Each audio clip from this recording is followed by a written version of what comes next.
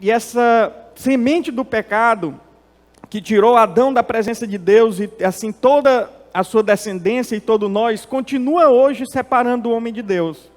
Quando hoje eu vou a Cristo, começo a ter esse relacionamento novamente, quando sou batizado com o Espírito Santo e tenho novamente relacionamento com Deus e sua presença, o pecado vem nos dividindo, vem nos separando novamente. Por isso a pregação de hoje ser tão importante, porque nós vamos falar da importância de ter esse relacionamento, essa presença com Deus e os desafios, o pecado que nos separa de Deus. Isaías falou lá em 59, do 1 ao 3, Isaías capítulo 59, do 1 ao 3, ele falou sobre esse pecado que separa o homem de Deus. Eis que a mão do Senhor não está encolhida para que não possa salvar, nem surdo o seu ouvido para que não possa ouvir. Mas as vossas iniquidades fazem separação entre vós e o vosso Deus. Os vossos pecados encobrem o seu rosto de vós, para que vos não ouça. Porque as vossas mãos estão contaminadas de sangue, os vossos dedos de iniquidade. Os vossos lábios falam mentira, a vossa língua profere maldade. Ou seja, Deus não está morto, Deus não está com a mão encolhida, Ele está pronto para ouvir, Ele está pronto para falar, pronto para nos tocar. Só que as nossas iniquidades, os nossos pecados, nos separam de Deus. Nós fazemos com que Deus não possa agir em nossa vida. Por isso que nós precisamos entender a palavra de Deus, como nos aproximar dEle, como ter essa presença. Lá em 2 Samuel 6:9 até o 12, diz assim: E temeu Davi ao Senhor naquele dia e disse: Como virá a mim a arca do Senhor? Porque naquela época de Davi, a presença de Deus estava ligada à arca da aliança, à arca do Senhor. E não quis Davi retirar para junto de si a arca do Senhor, a cidade de Davi. Mas Davi fez levar a casa de Obed-edom, o giteu. E ficou a arca do Senhor, ou seja, e ficou a presença do Senhor na casa de Obed-edom, o giteu, 3 meses. E abençoou o Senhor a Obed-edom e a toda a sua casa. Então avisaram a Davi dizendo: Abençoou o Senhor a arca de Obed-edom, a casa de Obed-edom, e tudo quanto tem, por causa da arca de Deus, por causa da presença de Deus. Foi, pois, Davi e trouxe a arca de Deus para cima da casa de Obed-edom, a cidade de Davi, com alegria. Trouxe a presença do Senhor para cima, para Jerusalém, com alegria. Então o Senhor abençoou a casa de Obed-edom e tudo quanto tem, por causa da arca da aliança, por causa da presença de Deus. Obed-edom, sua casa e tudo quanto ele tinha foi abençoado por causa da presença de Deus. Por isso que nós precisamos buscar a presença de Deus para a nossa vida e não deixar que essa presença se vá. Davi disse: Senhor, não tire o teu espírito de mim, não deixe que o teu espírito se vá. Ou seja, não tire a tua presença de mim. Eu descubro também, quando leio a Bíblia, que Deus age quando está presente. Obrigado a Juliana que trouxe aqui a água e o café. Eu descubro que Deus age quando está presente. Quando Jesus veio, Ele fez inúmeros milagres, ao ponto da própria palavra de Deus dizer que, se fosse escrito todos os milagres que Jesus fez, não se caberia num livro. Só que na Bíblia, ela deixou dito 35 milagres de Jesus. Na Bíblia, existem 35 milagres de Jesus. E quando eu vou ver os 35, apenas 3, Jesus não estava presente para fazer esse milagre. Todos os outros, até o de Lázaro. Lázaro ficou 4 dias morto. Jesus, de onde estava, poderia dar o comando. Mas Jesus esperou os 4 dias. Jesus foi, ele estava distante, mais ou menos 2 quilômetros. Chegou, quando chegou, já estava todo mundo desesperado. Tinha acontecido já o velório, o enterro. Lázaro já estava sepultado. As irmãs desesperadas. Mas a presença de Jesus, quando Jesus chegou, a Bíblia diz que ele se comoveu muito. que ele chorou. E ele pediu que abrisse o sepulcro, e quando abriu, ele pediu que Lázaro saísse. O milagre aconteceu quando Jesus chegou. Eu só vejo 3 milagres na Bíblia em que Jesus não está presente. E esses 3 eu queria ver com vocês aqui, para a gente entender qual viés tem nesses 3 milagres, qual característica comum tem nesses 3 milagres, para que ele possa ter acontecido. Existe uma coisa inerente a esses 3 e nós vamos ver agora.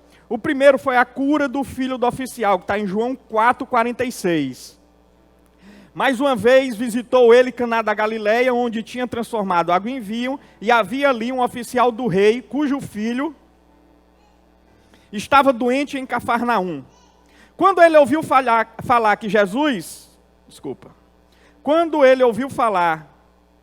que Jesus tinha chegado a Galileia, vindo da Judeia, procurou e suplicou que fosse curar seu filho, que estava à beira da morte. Então Jesus disse: se vocês não virem sinais e maravilhas, nunca crerão. O oficial do rei disse: Senhor, vem antes que meu filho morra. Jesus respondeu: pode ir, o seu filho continuará vivo. O homem confiou na palavra de Jesus e partiu. Estando ele ainda a caminho, seus servos vieram ao seu encontro com a notícia de que o menino estava vivo. Quando perguntou a que hora seu filho tinha melhorado, eles disseram: a febre deixou ontem, à 1h da tarde. Então o pai percebeu que aquela fora exatamente a hora em que Jesus lhe dissera: o seu filho continuará vivo. Assim creram ele e todos os da sua casa. Esse foi o segundo sinal miraculoso que Jesus realizou depois que veio da Judeia para a Galileia. O segundo é a cura do criado do centurião. Está em Mateus 8, a partir do 5. Tendo terminado de dizer tudo isso ao povo, Jesus entrou em Cafarnaum. Ali estava doente, quase à morte, o servo de um centurião, a quem seu senhor estimava muito. Ele ouviu falar de Jesus e enviou-lhes alguns líderes religiosos dos judeus, pedindo que fosse curar seu servo.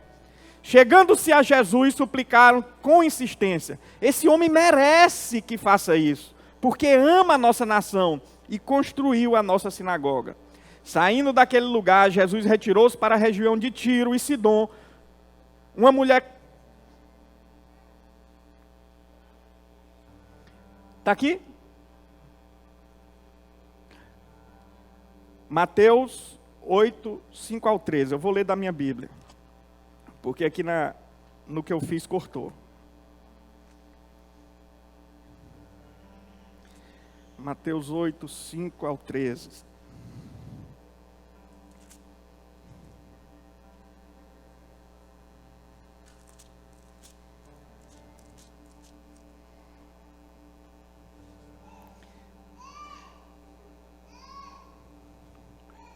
Entrando Jesus em Cafarnaum, dirigiu-se um centurião suplicando: Senhor, meu servo está em casa paralítico e sofre horrível tormento.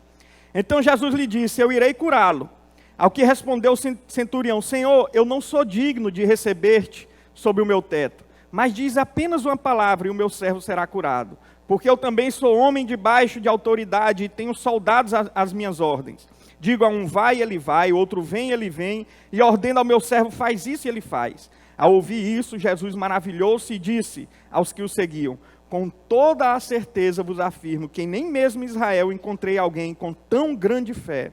Digo-vos que muitos virão do Oriente e do Ocidente e tomarão lugares à mesa de Abraão, Isaque e Jacó no reino de Deus. Entretanto, os herdeiros do reino serão lançados fora das trevas exteriores.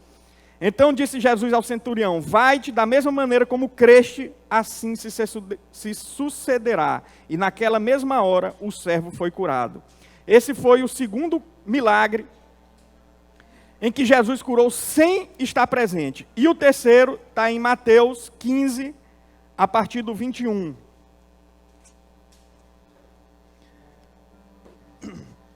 Deixando aquele lugar, Jesus retirou-se para a região de Tiro e de Sidom. E eis que uma mulher cananeia, natural daquelas regiões, veio a ele, clamando: Senhor, filho de Davi, tem compaixão de mim. A minha filha está horrivelmente tomada pelo demônio.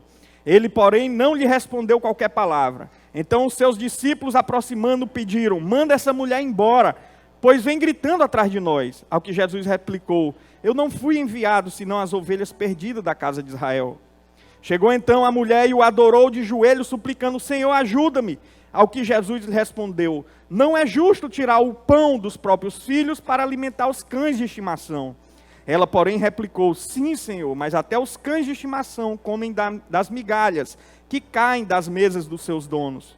Então Jesus exclamou: ó mulher, grande é a tua fé, seja feito a ti conforme queres. E naquele exato momento, sua filha ficou sã. O que eu posso ver dos 35 milagres que foram descritos na Bíblia? O que eu posso ver desses 3 em que Jesus não estava presente? Essas pessoas foram curadas pela fé.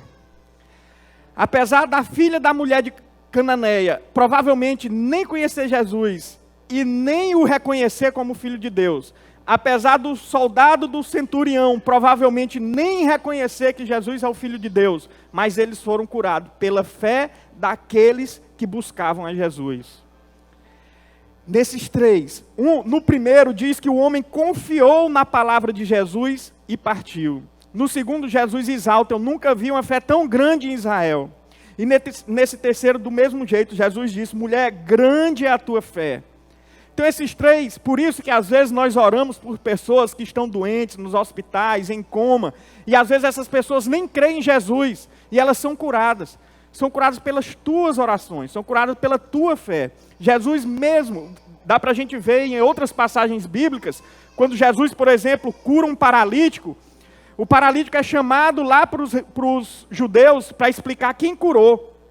Quem curou vocês? Eu não sei, foi um homem chamado Jesus. Mas quem ele é? Quem ele é eu não sei, eu sei que ele me curou. Ou seja, o paralítico nem sabia quem Jesus era. Não tinha conhecimento que ele era o Filho de Deus. Só que ele foi curado. Então muitas vezes as pessoas vão ser curadas sim, em nome de Jesus, sem nem conhecerem Jesus. A tua fé, a tua oração podem curar as pessoas. Mas o que eu quero falar aqui não é isso. O que eu quero falar é que dos 35, 32, Jesus estava lá. 32, Jesus estava presente. Apenas esses 3 que nós lemos aqui, Jesus estava longe, mas a pessoa foi curada pela fé daqueles que buscavam. E eu posso também ver, e quando estava olhando esses 35 milagres, que nós não podemos condicionar os milagres de Jesus. Nós não podemos dizer: desse jeito Jesus não cura. Não pode ser assim, tem que ser assado. A gente quer engessar Jesus. Nós vemos que Jesus pegou uma areia, cuspiu, fez lodo e colocou no olho de um homem e disse: vai e lava-te no tanque de Siloé, que quer dizer enviado. E esse homem foi com o olho com lama. Alguns religiosos podem ter olhado torto e ter dito: como pode esse aí melar o olho desse homem? Para que esse barro? Para que essa lama? Para que ter que ir lá naquele tanque? Mas foi curado. Em outro, Jesus cospe e bota o cuspe na língua de um homem. Os religiosos que estavam vendo na época vai dizer: que nojo, que coisa suja, ninguém sabe nem se escovou o dente, ninguém sabe nem se está limpo, ninguém sabe nem se... vai passar bactéria, vai ser... Na hora que ele tocou a língua do homem, o homem deixou de ser mudo, começou a falar. Em outro, Jesus colocou os dedos nos ouvidos. Seja curado. E ele começou a ouvir. Em outro, Jesus colocou a mão na cabeça e disse: veja. Ele abriu os olhos. Você está vendo? Não, eu estou vendo homens como árvores andando. Colocou a mão na cabeça de novo: seja curado em nome de Jesus. Abra teu olho. Ele abriu: agora estou vendo. Então, às vezes nós queremos engessar Jesus, nós queremos dizer: desse jeito pode, desse jeito não pode, é desse jeito que deve ser feito, é daquele jeito. Só que Jesus, a Bíblia diz que quando Jesus entrou no ambiente, soprou-lhes o Espírito Santo. Muitos hoje deviam olhar assim e dizer assim: mas como? Para que precisar soprar? Por que não manda vir o Espírito Santo? Por que só não dá uma ordem, só não fala? Isso eu não vou saber te responder. Mas Jesus soprou, mas Jesus fez lodo, mas Jesus cuspiu, botou na língua, enfiou o dedo no ouvido. Jesus fez de maneiras que nós não entendemos, mas foi feito assim. Talvez seja para que os religiosos dessa época não fiquem questionando as maneiras de serem feitas as curas. Às vezes nós gritamos, às vezes nós pedimos, às vezes nós colocamos a mão na cabeça, às vezes nós não fazemos nada, só clamamos por Deus. Mas não devemos engessar o que Jesus faz. Mas, fechando parênteses e voltando para a presença de Deus, nós vamos ver também que quando estamos longe da presença de Deus, estamos cegos, estamos mal, estamos ruins. Isso a gente pode ver com o que aconteceu em Sansão, Juízes 16, a partir do 19. Então ela, Dalila, o fez dormir sobre os seus joelhos e chamou a um homem e rapou-lhe as 7 tranças do cabelo de sua cabeça. E começou a afligi-lo e retirou-se dele a sua força, a sua presença, o seu espírito. E disse ela: os filisteus vêm sobre ti, Sansão. E ele despertou do seu sono e disse: serei ainda esta vez como antes, e me sacudirei. Porque ele não sabia que já o Senhor se tinha retirado dele. A presença de Deus tinha saído. E olha quanto importante é isso. A Bíblia diz que ele não sabia que o Senhor tinha se retirado dele. Ele ainda achava que o Senhor estava com ele. Isso pode ser um erro para nós. Achar que estamos pelejando em nome do Senhor. Achar que estamos com Deus ainda, fazendo coisas que Ele se agrada. Mas podemos ainda não perceber que o Senhor já se retirou da gente. Porque o pecado fecha nossos olhos, nosso entendimento. Então os filisteus pegaram nele e arrancaram-lhe os olhos. E fizeram descer a Gaza. Amarraram-no com 2 cadeias de bronze e girava ele um moinho no cárcere. Ou seja, quando foi cortado os seus cabelos, que ali era a promessa de Deus sobre ele, que não se cortasse o cabelo. Quando ele descumpriu a promessa de Deus, Deus se apartou dele. Quando ele desobedeceu Deus, Deus se apartou dele.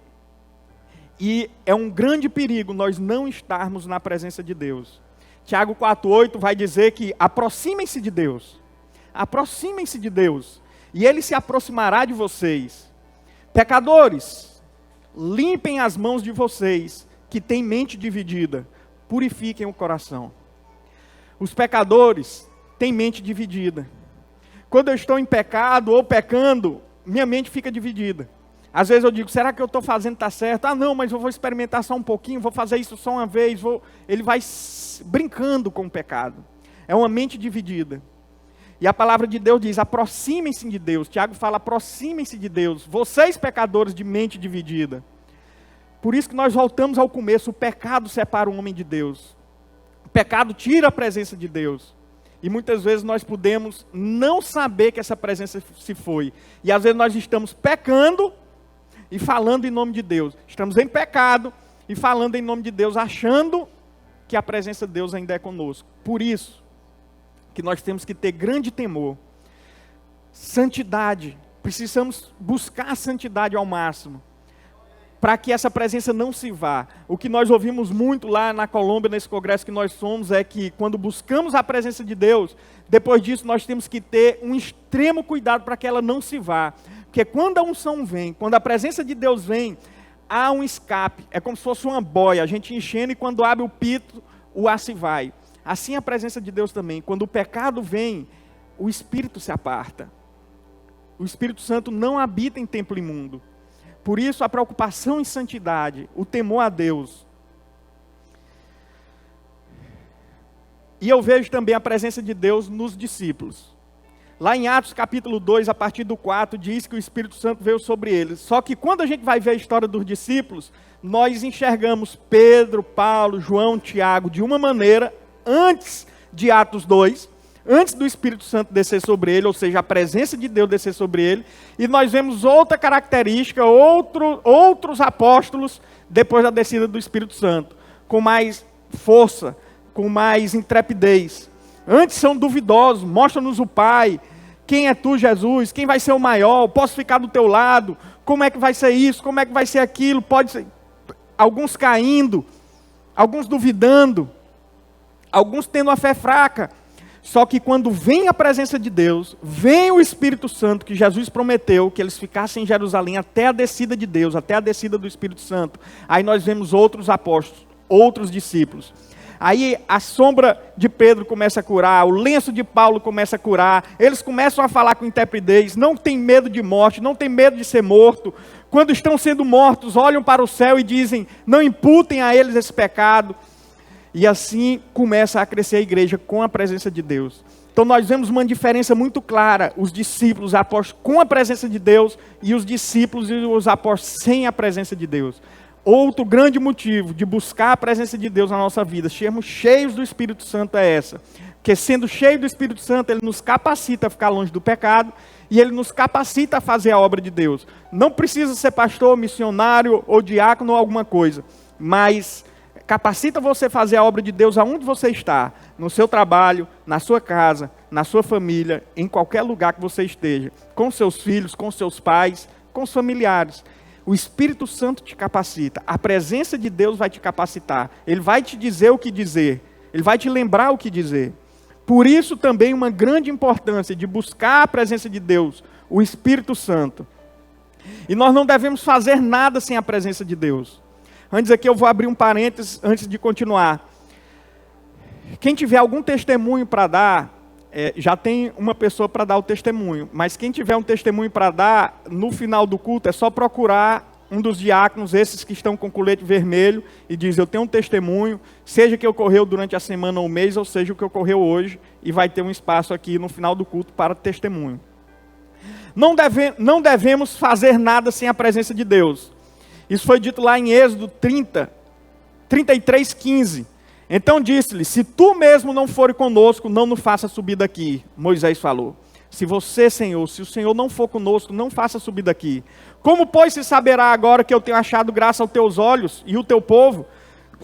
Acaso não é por andares tu conosco, de modo a sermos separados, e eu e o teu povo, de todos os povos que há sobre a terra? Então Moisés sabia muito bem disso. Moisés já tinha tido grandes lutas, já tinha matado um homem, já tinha ido para um deserto. Deus depois chamou ele.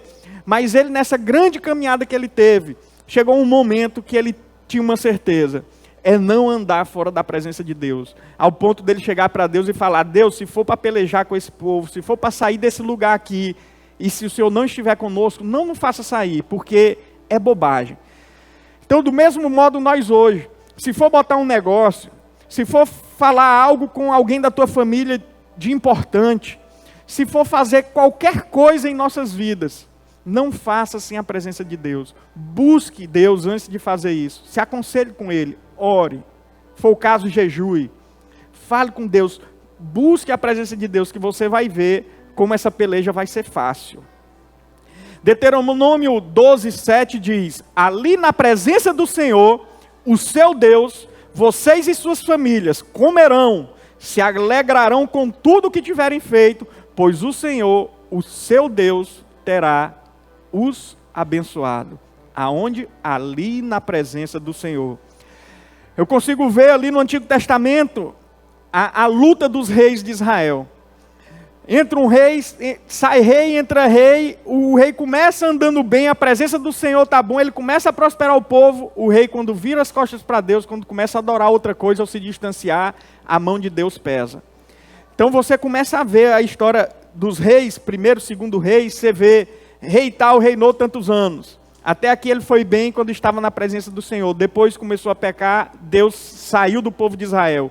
Ou seja, quando o rei pecava, naquela época, todo o povo sentia aquela dor. E Hebreus 10:19 diz, agora nós vamos ver a segunda parte dessa pregação, povo. Como entrar na presença de Deus. Então nós vimos a importância de estar na presença de Deus. Vimos que é muito ruim não estar na presença de Deus, que precisamos buscar por essa presença. Mas agora nós vamos ver como entrar nessa presença. Lá em Hebreus 10:19 diz assim: tendo, pois, irmãos, ousadia para entrar no santuário, pelo sangue de Jesus, pelo novo e vivo caminho que ele nos consagrou, pelo véu, isso é, pela sua carne. Então nós sabemos que antigamente existia, antes do Santo dos Santos, do santuário de Deus, uma grande cortina, que eles chamavam de véu. Era uma cortina densa, tinha mais ou menos 18 centímetros de largura. Grande, tinha mais ou menos 18 metros de altura.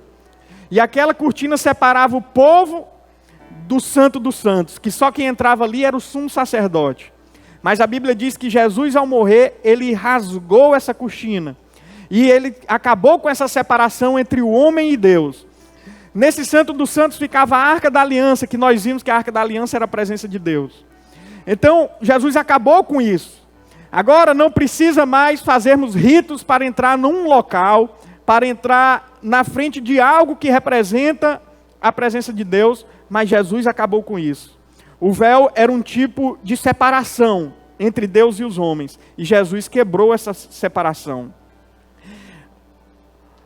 Mateus 27:50 diz assim: Jesus, clamando outra vez com grande voz, rendeu seu espírito, e eis que o véu do templo se rasgou em dois, de alto a baixo, e tremeu a terra, fenderam-se as pedras, abriram os sepulcros, e muitos corpos dos santos que dormiam foram ressuscitados. Saindo dos sepulcros, depois da ressurreição dele, entraram na cidade santa e apareceram a muitos.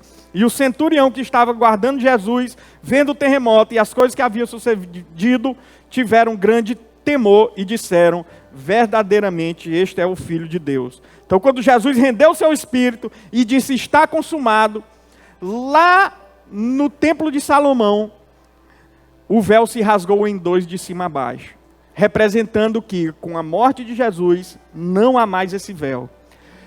Em Hebreus 6,19 também diz: a qual temos por âncora da alma, segura e firme, e que penetra além do véu, onde Jesus, como precursor, entrou por nós, tendo se tornado o sumo sacerdote para sempre. Ou seja, nós não precisamos mais de nenhum sumo sacerdote, ele entrou para sempre no Santo dos Santos, ou seja, na presença de Deus agora. Agora Jesus não entrou mais no Santo do Santo terreno. Jesus não entrou agora num templo terreno, e num Santo dos Santos terreno, e numa presença de Deus através de uma arca. Agora Jesus entrou na presença de Deus nos céus. Ele está ao lado de Deus no trono. Jesus está agora literalmente na presença de Deus. Literalmente agora ele entrou no Santo dos Santos. E ele nos dá esse acesso agora. Então a pergunta que eu fiz foi: como agora ter a presença de Deus? E Filipe perguntou isso para Jesus. Jesus, mostra-nos o caminho do Pai. E ele respondeu lá em João 14: eu sou o caminho, a verdade e a vida, e ninguém vem ao Pai a não ser por mim. Então, como ter a presença de Deus agora? Como entrar no Santo dos Santos? Como passar esse véu? Através de Jesus, que é o caminho. Nós devemos entregar nossas vidas a Jesus. Nós devemos estar com Cristo. Receber a obra que Ele fez na cruz. Assim nós teremos a presença de Deus.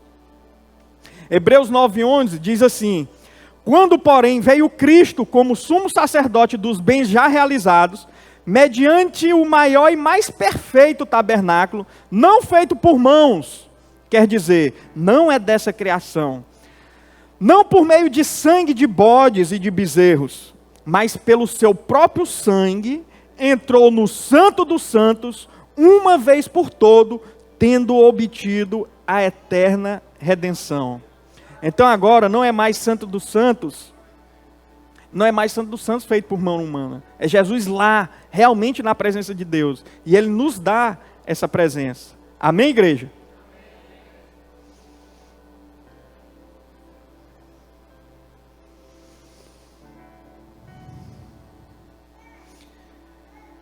Judas 1,24 diz assim: aquele que é poderoso para impedi-los de cair e para apresentá-los diante da sua glória sem mácula, com grande alegria, ao único Deus, nosso Salvador, sejam glória, majestade, poder, autoridade, mediante a Jesus Cristo, o nosso Senhor, antes de todos os tempos, agora, para todo sempre, e amém. Então, nós temos essa presença de Deus agora através de Jesus. Mas aí alguns podem perguntar: mas Jesus não já morreu? Jesus não já ressuscitou? A Bíblia não diz que Ele foi para o Pai e está à direita do Pai? Como eu posso agora buscar a presença de Jesus? Como eu posso estar na presença, que como nós vimos, é na presença de Jesus que os milagres acontecem? Como eu posso estar nessa presença? A resposta está em João 14.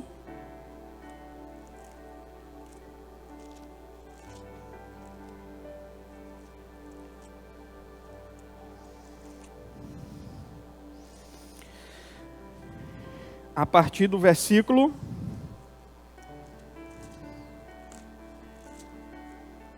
16. Então, quem nos dá acesso a Deus, a presença de Deus, é Jesus. Mas como eu posso ter essa presença se Jesus já ressuscitou e está à direita do Pai? Jesus responde isso em João 14,16, que ele diz assim: e eu rogarei ao Pai, e Ele vos dará um outro consolador. Na minha versão King James diz um outro advogado. Outras versões dizem um outro ajudador. Outras versões dizem um outro conselheiro. Então, eu rogarei ao Pai. Eu vou para o Pai. E lá eu rogarei. E Ele dará outro. Por que outro? Porque Ele foi o primeiro. E Ele diz, eu rogarei, Ele dará outro igual a mim. Um advogado, um conselheiro, um ajudador, um consolador. Eu rogarei ao Pai e Ele vos dará um outro advogado, consolador, a fim de que esteja para sempre convosco. E o Espírito da verdade, que o mundo não pode receber, porque não o vê, nem o conhece. Vós conheceis, porque Ele vive convosco e estará dentro de vós. Amados, olha a responsabilidade. A presença de Deus hoje, ela não é mais numa arca da aliança.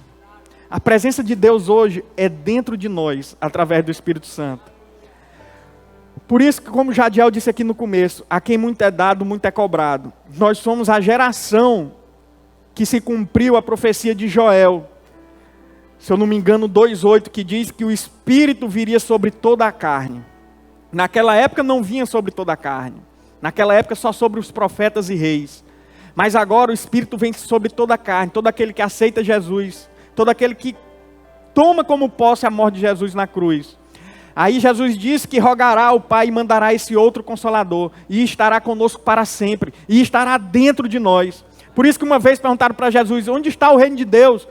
O reino de Deus não está aqui nem acolá, está dentro de vós. O reino de Deus é o Espírito Santo em nós. A presença de Deus é o Espírito Santo em nós. Como eu tenho a presença de Deus hoje? Através de Jesus Cristo. Como Ele faz isso? Rogando ao Pai e mandando sobre nós o Consolador. Assim se cumpriu a primeira vez em Atos 2, quando estavam todos orando e veio como língua repartida de fogo.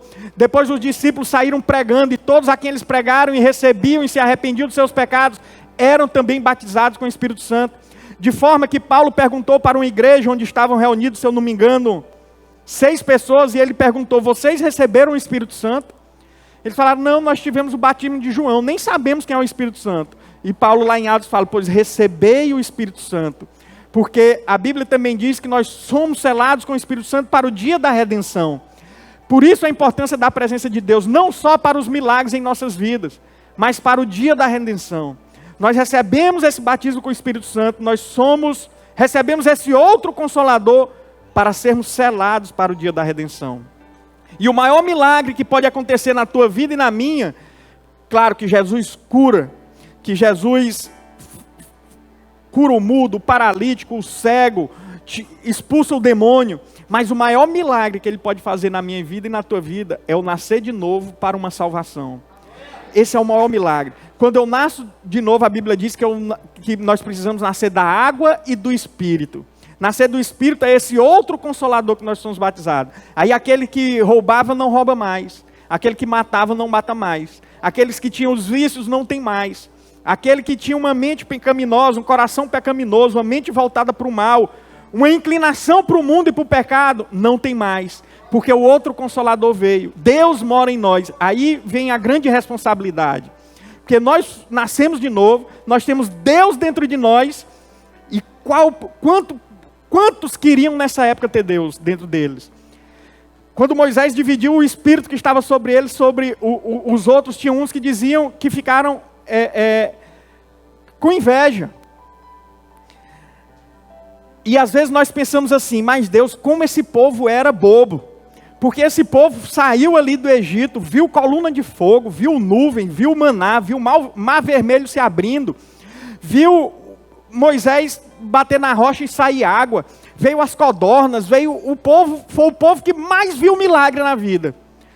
E parece que foi o povo que mais pecou. Fizeram bezerro de ouro, ia contra Moisés, tinha suas inclinações erradas, murmurava contra Deus. E quando a gente lê isso lá em Êxodo, a gente fica, Deus, mas que povo é esse? Por que é que esse povo não cria em ti? E eu te respondo hoje, porque eles não tinham o Consolador, não tinham o Espírito Santo.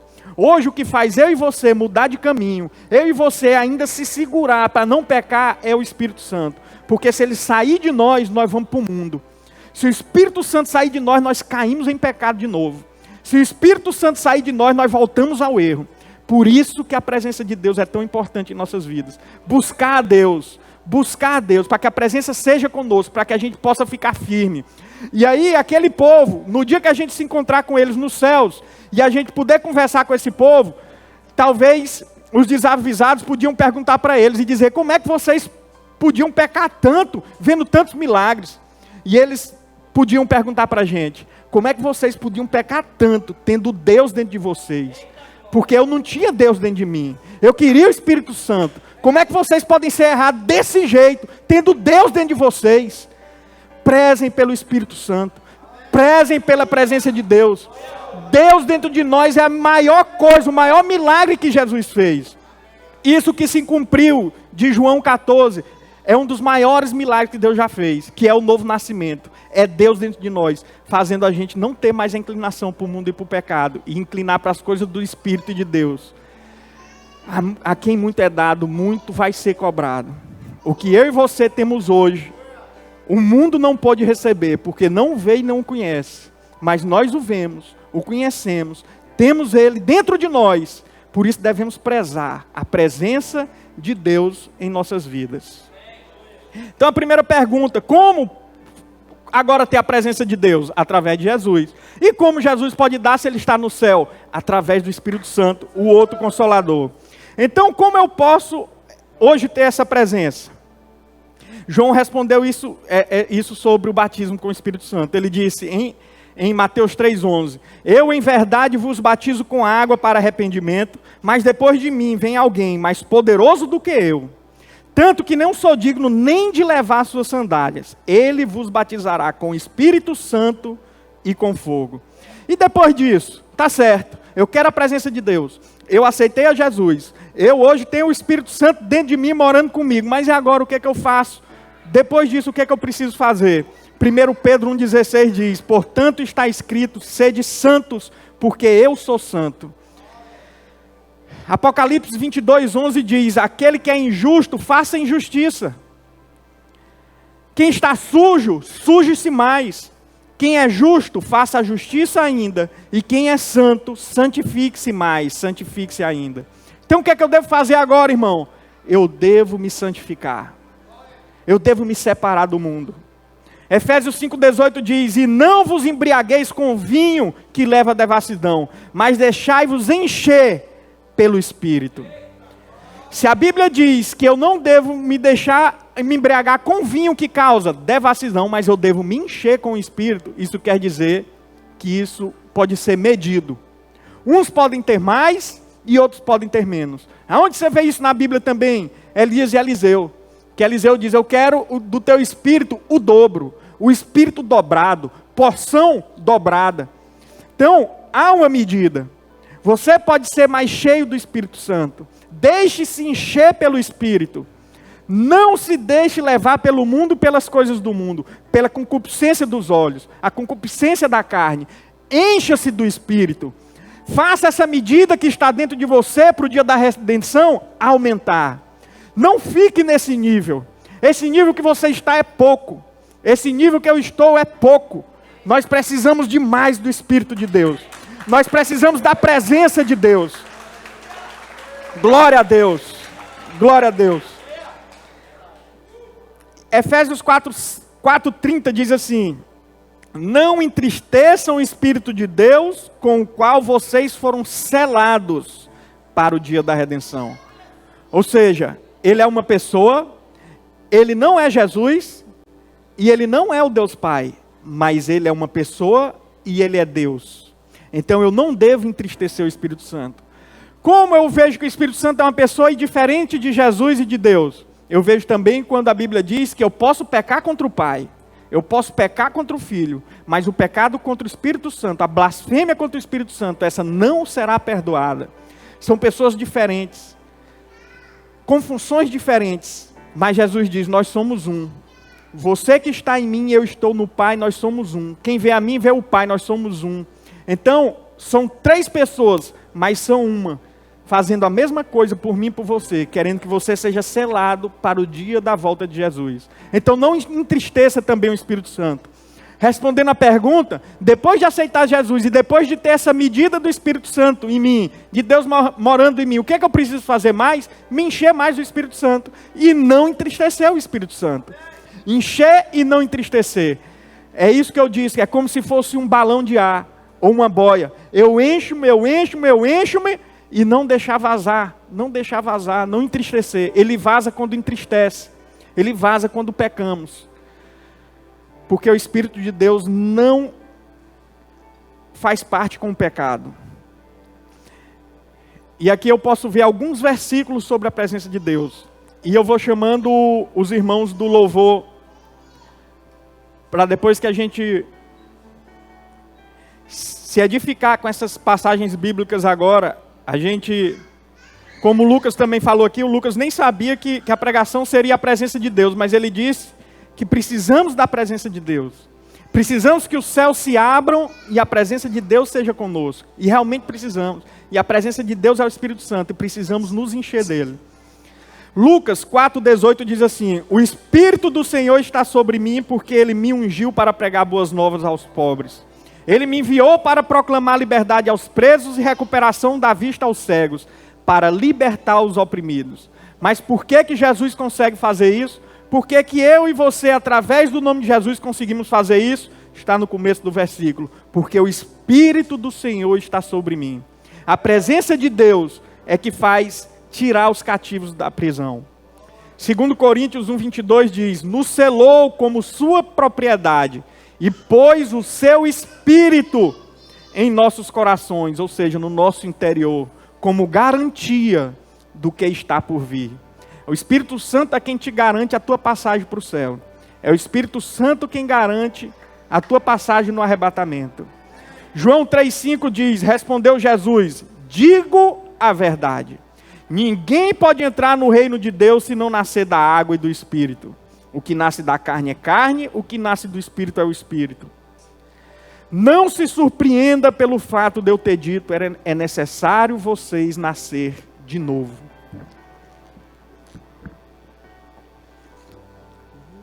Esse é o maior milagre que acontece hoje. É o nascer de novo para a gente ir junto ao Pai. Quando a gente nasce de novo, nós temos relacionamento com Deus de novo, o véu é rasgado, nós entramos na presença de Deus e ainda garantimos a presença de Deus na eternidade.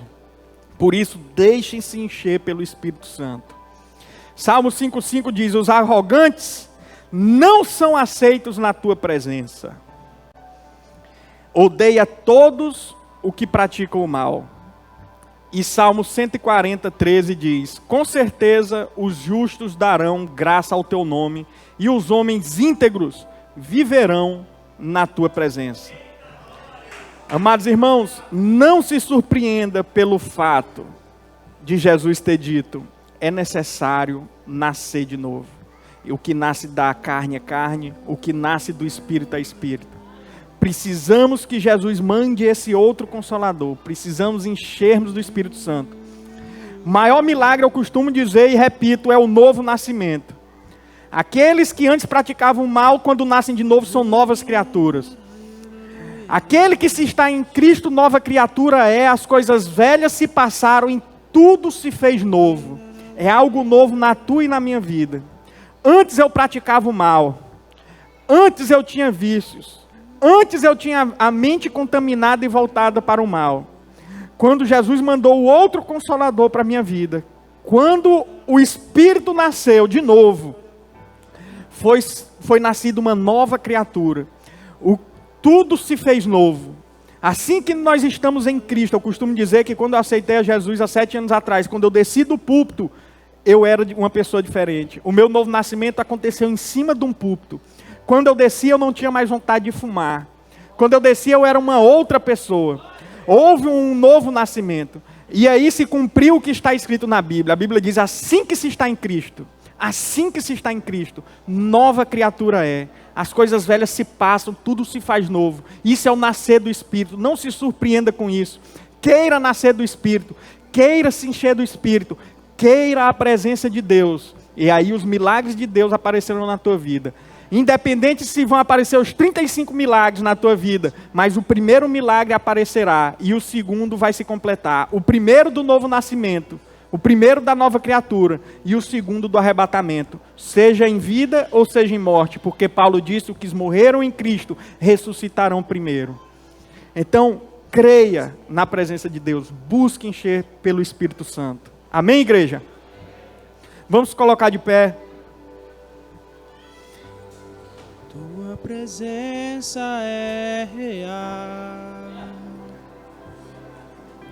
A tua presença é real, Senhor. Aqui nesse lugar. Nós cremos no Senhor Jesus Cristo. A tua presença é real. Nós cremos que Ele roga ao Pai para mandar-nos o novo, o outro Consolador. Aqui nesse lugar. Vem com tua presença, Senhor.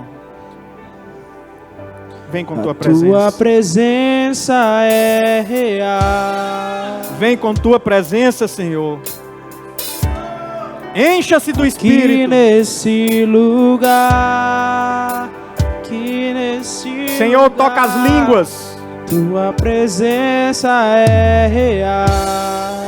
Senhor, cura os ossos. A dor no joelho. Aqui nesse lugar. A dor nos ossos, eu digo agora, sai em nome de Jesus. A dor no joelho, sai em nome de Jesus. Adorarei. A dor de cabeça, em nome de Jesus, Então saia. eu louvarei. Enxaqueca, saia em nome de Jesus. Seja curado em nome de Jesus. Então me renderei. A dor nas costas, em nome de Jesus, sai. Hérnia de disco, sai. Totalmente a ti. Seja curado. Dor no ombro, dor nas articulações, Então sai em nome de Jesus. adorarei. Dor nas articulações, em nome de Jesus, sai. Então eu louvarei. Gastrite, em nome de Jesus, sai. Então me renderei. Aquele que tem a perna menor do que a outra, em nome de Jesus, Totalmente a ti. em nome de Jesus. A Cresça tua a perna, em nome de presença Jesus. é real. Dores no quadril, sai em nome de Jesus. Aqui nesse lugar. Senhor, envia o Consolador. Batiza-nos com fogo. É real. Sinta a presença de Deus em você. Deus está dentro de você. Aqui nesse lugar. Sinta esse privilégio. Deus em nós. A tua Deus em nós. presença é real. Sinta esse privilégio de Deus em nós. Encha-se do Espírito Santo. Lugar. Seja cheio. Seja cheia. A tua Transborde. presença é real. Transborde. Da planta dos pés ao alto da cabeça. Aqui nesse lugar. Seja cheio. Seja cheia. Em o nome de Jesus. Então adorarei.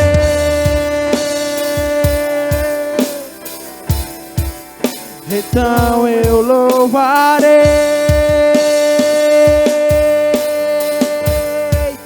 Então me renderei. Se delicie da presença de Deus. Se delicie. Totalmente a ti. Então adorarei. Cura um enfermo, Então cura um enfermo, adorarei. cura um enfermo. Que toda enfermidade Então eu saia em nome de louvarei. Jesus. Então Que toda enfermidade eu saia em nome de louvarei. Que todo demônio Então me saia em nome de renderei, Jesus. declare. Que as cadeias sejam quebradas. Então me renderei.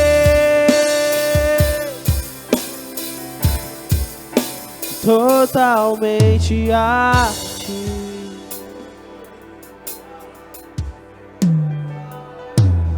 Senhor Deus, eu rogo pelo teu povo, Senhor. Ouve a oração do teu povo, Senhor. Responde às orações aqui na tua presença, Senhor. Responde às orações. Aqueles que pedem prosperidade, dê prosperidade, porque o Senhor é quem dá o dom da prosperidade. Aqueles que pedem cura no corpo, dá cura no corpo, Senhor. Porque o Senhor é quem cura. Em nome de Jesus, seja curado. Eu declaro que não sairá hoje ninguém daqui com a enfermidade que entrou. Em nome de Jesus, a enfermidade saia agora no nome de Jesus. Não é por força nem por violência, pelo meu espírito, diz o Senhor dos Exércitos. Senhor, faz a obra. Faz a obra. Em nome de Jesus. Aquele que tem doença na alma, enfermidade na alma, seja curado agora. A paz que excede todo entendimento, a luz do Espírito, seja convosco em nome de Jesus. Espírito Santo, dissipa todas as trevas. Seja luz dentro do teu povo. Espírito Santo, batiza com fogo. Toca a língua daqueles que ainda não falam em língua. Toca a língua daqueles que ainda falam o mal e não proferem o amor. Toca nos olhos daquele que tem concupiscência nos olhos. Toca nos ouvidos daqueles que escutam perversidade. Toca nos pés daqueles que caminham para o mal. Rios de água viva em teu interior. Rios de água viva em teu interior. Sinta a presença de Deus em o nome de Jesus. Vamos dar uma salva de palmas para Jesus. Glória a Deus.